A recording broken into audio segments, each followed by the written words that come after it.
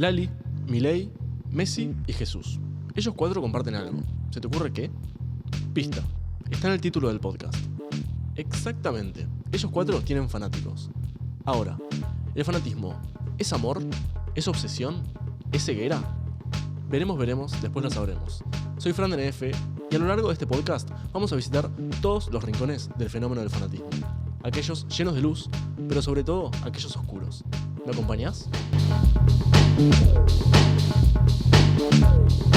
Esto es Tesis de un fanatismo. Fan no es lo mismo que fandom. Así como una célula es la mínima unidad de vida y muchas células forman un organismo, el fan es la mínima unidad de fanatismo y muchos fans forman un fandom. Guarda. Todos los fandoms están conformados por fans, pero no todos los fans conforman fandoms. ¿A qué voy con este trabalenguas? A, que existen tantas formas de vivir el fanatismo como fanáticos en el mundo. Pero hay algunos lugares ciertamente comunes. Si bien el fanatismo no se trata necesariamente de una minoría ni de un grupo social marginal, la industria cinematográfica y los medios de comunicación exhiben al fanatismo como una especie de patología social. El prejuicio y el juicio sobre los fans existe, o al menos existió en algún momento, y ahora fue alivianando. Mucho camino se tuvo que recorrer para que el fanatismo no tenga una sombra negativa, y esto tuvo buenos resultados. Pero hay un caso particular sobre el cual no sé si todos estamos tan maduros y tan respetuosos. Y este caso particular son los otakus. Desde una mirada adultocéntrica, los otakus son considerados jóvenes inmaduros que se resisten a crecer o también amenazantes. Y de ahí todos los chistes y los TikToks que se hacen al respecto, ¿no? Que son muy graciosos, hay que decirlo. Estas personas se dice que padecen una obsesión, una sociopatía o que pierden su tiempo y su dinero acumulando saberes inútiles e improductivos. Pero decime, ¿cuál es la diferencia entre ser un fanático de Avatar y ser un fanático de Teen Wolf? Yo no la veo. No vengo acá a defender a los otakus, vayan mis respetos y mis saludos a ellos, pero a lo que yo vine es a desmantelar, los mecanismos de patologización y estigmatización hacia los fans que los medios hacen. Estoy yendo a un lugar, te lo juro, aviso, vos créeme, pero teneme paciencia también. En el imaginario popular, la representación que se tiene del fan, la representación que más peso tiene sobre el fan es la de la multitud histérica o la de el solitario obsesionado. Son dos temores propios de la modernidad, o sea que la sociedad proyecta en el fan temores que tiene: la disolución de la identidad propia en la masa y el aislamiento. A la multitud histérica se la vincula con la irrupción en el espacio público, con la irracionalidad y con la peligrosidad. Y por otro lado, el solitario obsesionado se lo ve como un loquito capaz de hacer cualquier cosa. Ambos son dos extremos totalmente teñidos de cierto estigma, pero la realidad la encontramos, como todo, en el medio de estas dos.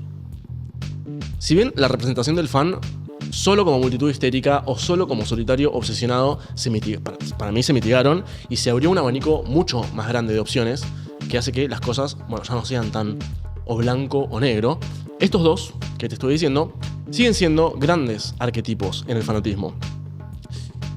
Y digo esto porque no es igual la experiencia que vive un fan inserto en un fandom, en una comunidad de fans, que tiene mutuals, que va a juntadas de fanáticos, que tiene amigos que le dio el fanatismo.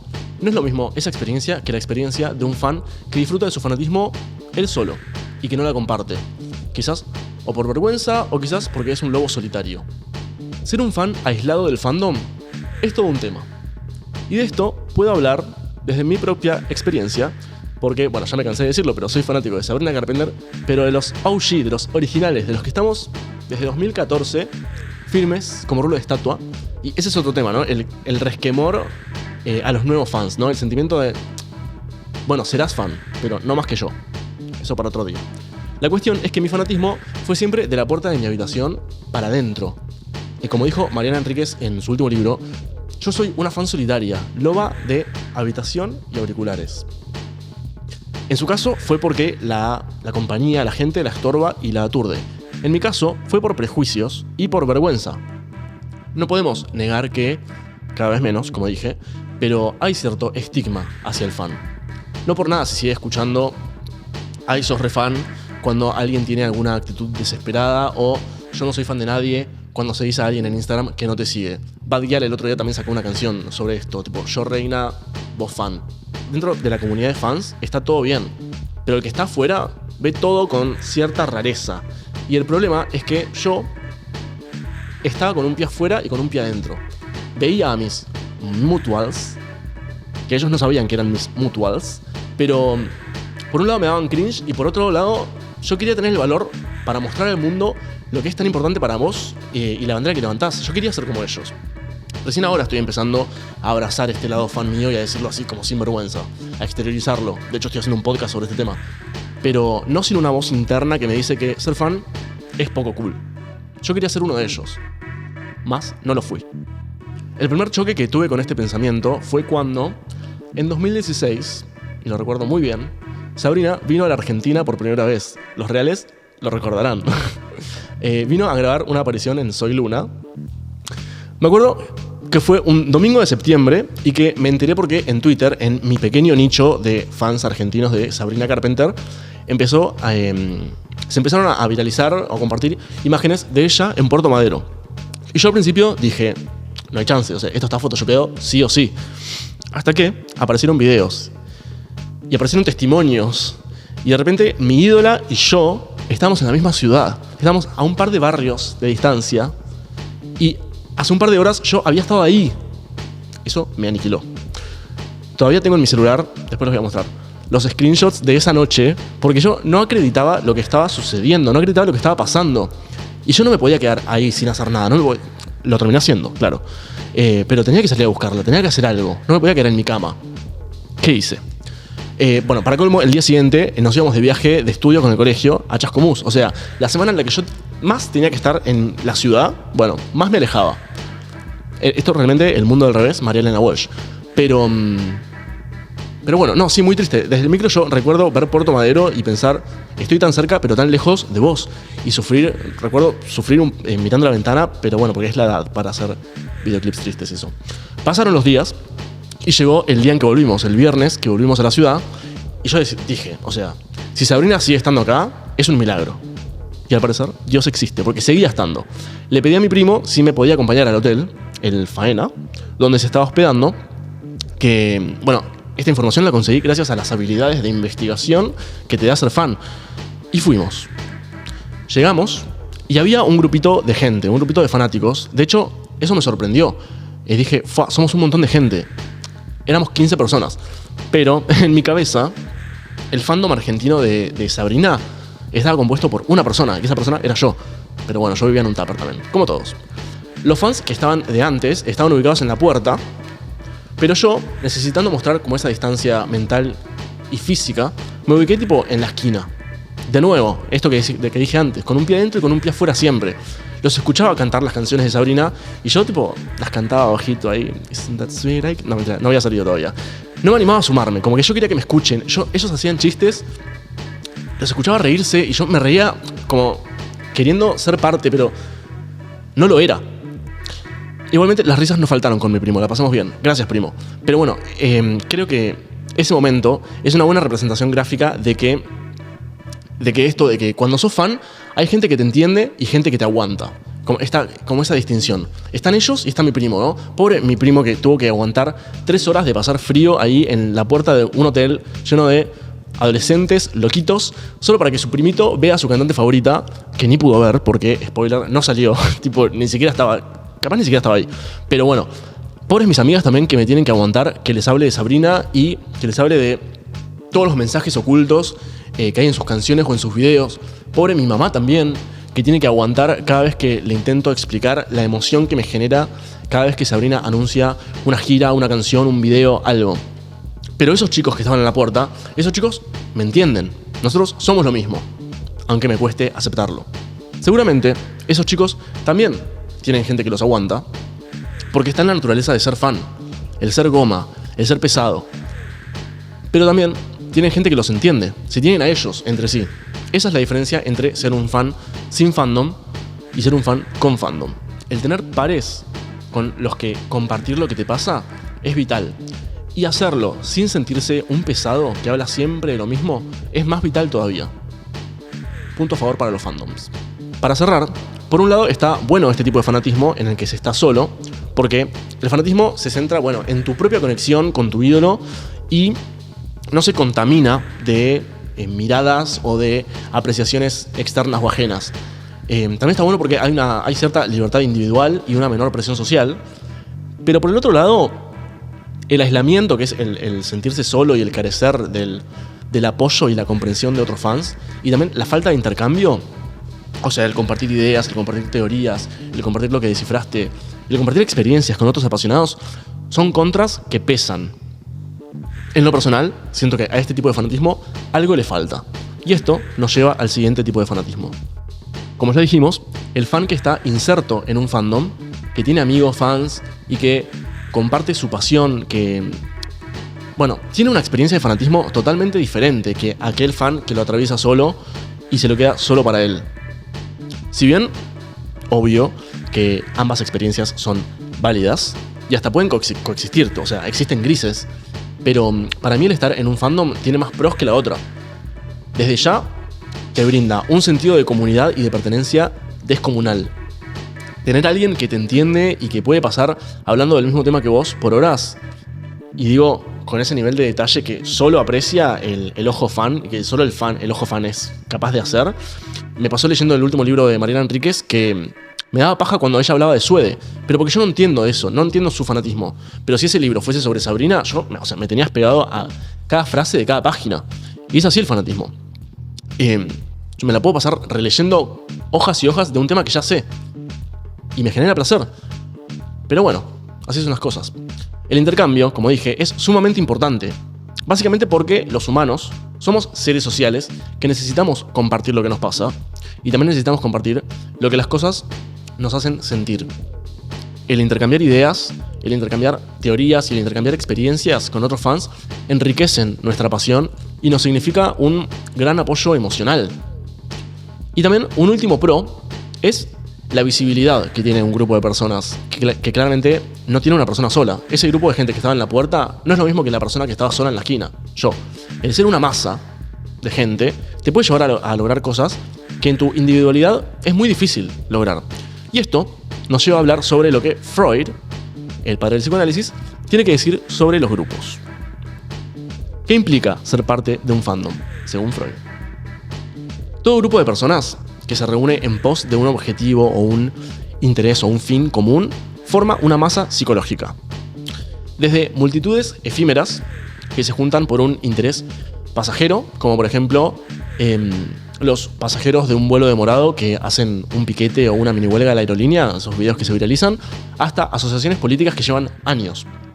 La condición que se necesita para que los miembros de una multitud agrupada, o sea que de gente que esté agrupada, por casualidad, formen algo semejante a una masa psicológica, es que esos individuos tengan un interés común, la misma orientación afectiva, es decir, que sientan las mismas cosas, y la capacidad para influirse recíprocamente.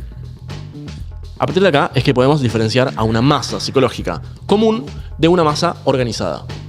Una masa común es un grupo de individuos que comparten características similares, pero que aún no tienen un líder o una causa común, ¿no? Ellos, esta masa común, no desarrollaron todavía una identidad grupal clara ni un objetivo definido. En cambio, una masa organizada se forma cuando un líder carismático o una ideología específica moviliza a la masa hacia un propósito que comparten todos, haciendo que esta masa sea más poderosa y más peligrosa que la primera, en términos de su capacidad para influir en la sociedad y llevar a cabo acciones colectivas. No es lo mismo un fandom que gente en una marcha, por ejemplo. Un fandom es una masa psicológica organizada. La masa común está compuesta por diversas personas con diversos modos de vida, con diversas ocupaciones, con diversos pensamientos. Pero el mero hecho de conformar una masa los dota de una especie de alma colectiva en virtud de, la cual sienten, de la cual piensan, de la cual actúan de la misma manera. Que quizás sea enteramente distinta de cómo lo harían cada uno de ellos en forma aislada. O sea, Esto significa que hay ideas y hay sentimientos y pensamientos que solo emergen en los individuos cuando están ligados en masas. Por ejemplo, una de estas cosas que surgen es la sensación de omnipotencia. Desaparece el sentimiento de responsabilidad individual y la conciencia moral, cosa que es peligroso. Pero bueno, así como hay aspectos que aparecen, como esto que te dije recién, hay otros que desaparecen. Desaparecen la peculiaridad de cada individuo, lo que lo hace único, ¿no? Dejamos de ser elementos heterogéneos y pasamos a ser un todo homogéneo. Un todo homogéneo que es impulsivo, que es inconsciente, que es influible y que es acrítico, según Freud. Se habla de una regresión a un estadio anterior, como no nos sorprendería encontrar en salvajes o en niños. Fuerte, pero bueno. Para que estas desventajas psíquicas no ocurran y que la vida anímica de la masa, del grupo, se eleve de nivel, o sea que pase a ser una masa organizada, se debe, y voy a enumerar, prolongar en el tiempo la permanencia de la masa y crear posiciones, o sea, pasar mucho tiempo en la masa y crear roles y responsabilidades, crear un vínculo afectivo con la masa, sentir emociones hacia ellos, que la masa esté en relación con otras masas semejantes a ella, ¿no? Pero divergentes en muchos puntos, ¿no? Y acá es cuando entramos con las rivalizaciones, o sea, cuando una masa rivaliza contra otra, por ejemplo, teniendo un enemigo en común. Están los libertarios y los kirchneristas, están los Libis y las Carpenters, están los fans del USU y los de Olga. Mismo las promos de los colegios secundarios cuando rivalizan con otras promos. Se necesita tener un enemigo en común. Y por último, que la masa posea tradiciones, usos e instituciones. Con estas 4 cuestiones, la tarea consiste en procurar básicamente a la masa las mismas propiedades que eran características del individuo, pero que se le borraron por la formación de la masa. O sea, devolverle a los individuos lo que se les quitó cuando entraron al grupo. Poco hemos hablado hasta ahora de una figura muy importante en la psicología de las masas, que es el conductor de la masa, o a quien podemos llamar en nuestro contexto el ídolo. El conductor de la masa tiene que cumplir ciertos requisitos para ser conductor de una masa. Y enumero. Debe tener una intensa creencia y reproducirla. Debe tener una voluntad poderosa e impotente. Debe tener una voluntad poderosa e imponente y debe tener un prestigio paralizante e hipnótico, que puede deberse o al nombre, o a la riqueza, o al éxito, o a la posición social. Ahora, con esto sabido, podemos decir que los fandoms o las masas, en ellos se puede trazar una línea horizontal y una línea vertical. La horizontal tiene que ver con los otros fans, con los otros miembros de la masa, con los kumpas. Y la línea vertical es tu relación con el ídolo o con el conductor de la masa, ¿no? Existe cierta sensación de igualdad con tus compañeros, pero no con el conductor. De este modo, hay muchos sujetos iguales, horizontales, que pueden identificarse entre sí, y un único sujeto superior a todos ellos, que está arriba, el ídolo, con el que buscan identificarse también, y se lo ubica en el rol de modelo. Hay un concepto relacionado a esto que en psicología, que es la doble ligazón libidinosa, que es el lazo sentimental que se tiene con alguien, que es el que tiene un miembro de una masa. Se tiene con el conductor de la masa y con los otros individuos de la masa. Por eso es este doble sentimiento. Los Swifties, los kirchneristas, las tortugas, los ricoteros, los Little Monsters y los furiosos.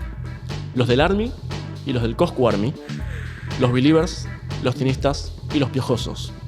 El hecho de que un fandom tenga un nombre implica, para empezar implica su existencia. En tanto, solo existe aquello que es nombrado, ¿no? Esa sensación de, tenemos un nombre, llegamos, existimos. Las palabras y los nombres son muy importantes porque hacen a las cosas. Producen la existencia en un universo en el que, existir es diferenciarse, es justamente hacerse un nombre propio o un nombre común, un nombre de grupo. Además, también el hacerse un nombre significa, un momento de consagración que implica cierto poder. La celebridad que llega a ese punto tiene la capacidad de consagrar objetos, de nombrar, de ponerle nombre, tanto a una marca o una firma o un grupo de personas. Esto implica cierto estatus, dado que no todos los fandoms logran tener un nombre. Y por ende también implica cierta organización. El fandom es una microsociedad con jerarquías y tareas que logra ponerse de acuerdo y subsistir. Un nombre de fandom no es solo una etiqueta. Es un símbolo de pertenencia que te une con tus semejantes y que te separa de tus diferentes. Es un grito de guerra y una forma de unir a los fans bajo una misma identidad. Los fandoms no solo tienen nombre, también tienen una personalidad. y que esta personalidad refleja un poco la personalidad del artista, o al menos la personalidad que el artista desea mostrar. Porque el artista, bueno, elige proyectar una imagen y transmitir ciertos valores y ciertos mensajes, y los fans toman estos como propios y los reproducen, pero no se sabe si es la personalidad real.